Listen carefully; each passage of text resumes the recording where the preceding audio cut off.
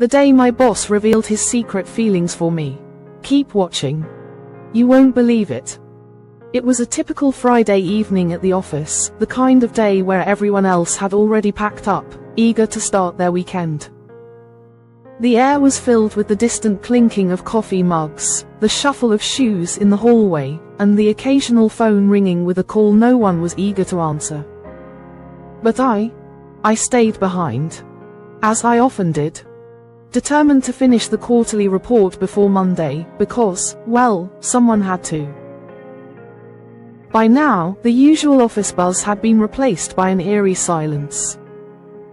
The fluorescent lights buzzed overhead like tired bees in the late afternoon, and the only sound was the faint hum of my computer.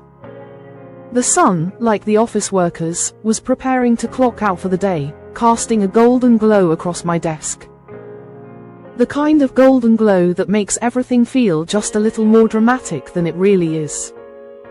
And then, the door creaked open. I froze mid-keystroke, my fingers hovering above the keyboard. Who could it be at this hour? Certainly not someone with a good excuse. I looked up, startled, and found myself staring at none other than James Carter, my boss. James, the man who rarely stayed past 6 p.m. and whose presence always carried an air of authority so thick you could cut it with a knife. But tonight, there was something different about him. His tie was loosened, his suit jacket draped over his arm. It was the kind of look you might see on someone who was preparing to exit a wedding, not someone trying to get through another miserable hour of spreadsheets. The rare sign of informality from a man who prided himself on professionalism. "Anna," he said, his voice unusually soft. This was the first time I had heard him speak without his usual commanding tone. "Do you have a moment?" I nodded, trying to hide my surprise.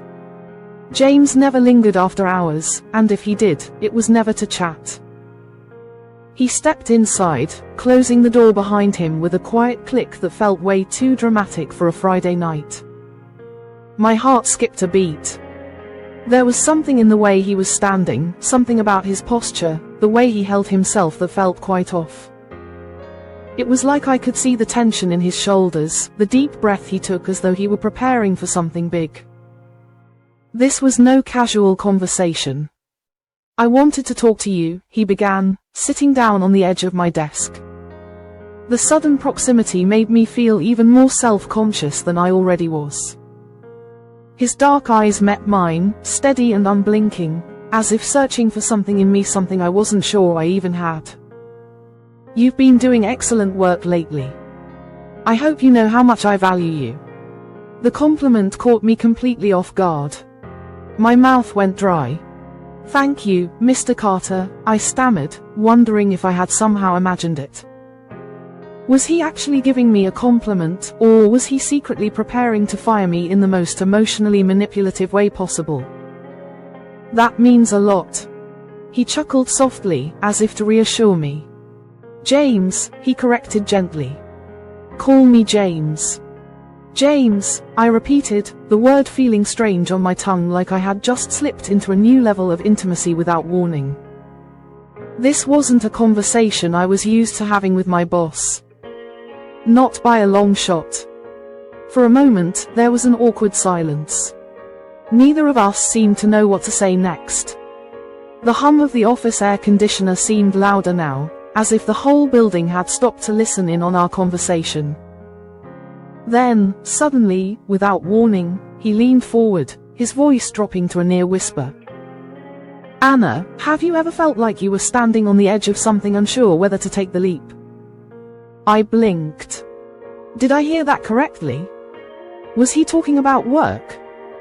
Or was this some kind of metaphorical life crisis? I wasn't sure. "I suppose we all feel that way at times," I offered cautiously, unsure whether I should be talking about risk management strategies or emotional vulnerability. He nodded slowly, his gaze unwavering. "That's how I've been feeling about you," he said, and the words hung in the air like a heavy fog. I could hear my own heartbeat. Suddenly, the room felt way too small. "James? My boss?" The man who had never shown anything other than professional distance, now admitting to some weird emotional turmoil about me. This was too much. James, I trailed off, unsure of how to even respond. Was this a test? Was he playing some kind of weird game? Was I going to get fired for not understanding how to react? I know this is unexpected, he added quickly, as if reading the panic in my eyes. And I don't want to make you uncomfortable, but I couldn't keep it to myself any longer. I admire you, Anna. Not just professionally, but personally. You're remarkable. I was speechless. This wasn't the James the first knew. This wasn't the man who had once chewed me out for a typo in an email with the intensity of a drill sergeant. This was vulnerability. Raw, human, and utterly disarming. I don't know what to say, I admitted, my voice barely above a whisper. What was I supposed to say in a moment like this? This is a lot. You don't have to say anything, he replied softly, standing up and adjusting his tie, as if to prepare for an exit that was far too soon. I just needed you to know. And just like that, he was gone. The door clicked shut behind him, and I was left alone with a heart racing and a mind spiraling. What had just happened? Had I been part of some strange office therapy session? Was this normal? The following week was a blur. James kept his distance, his professional mask firmly back in place. He avoided eye contact, kept our interactions short, and went back to being the boss I was used to. But I couldn't shake the memory of that conversation. I kept replaying it in my head, over and over again, like a playlist of awkward moments I couldn't delete. By Wednesday, I had nearly convinced myself that it had all been some bizarre Friday night fever dream. But then, James called me into his office. Anna, he said, his tone businesslike, we need to discuss the upcoming project.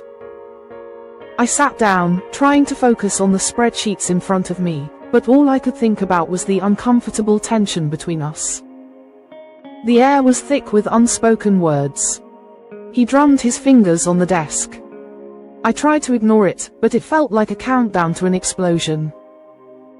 Are you okay? He asked suddenly, his eyes narrowing as he studied me. Yeah, fine, I said a little too quickly, my cheeks probably betraying me. I was definitely not fine. Not with the memory of his words still hanging in the air like smoke.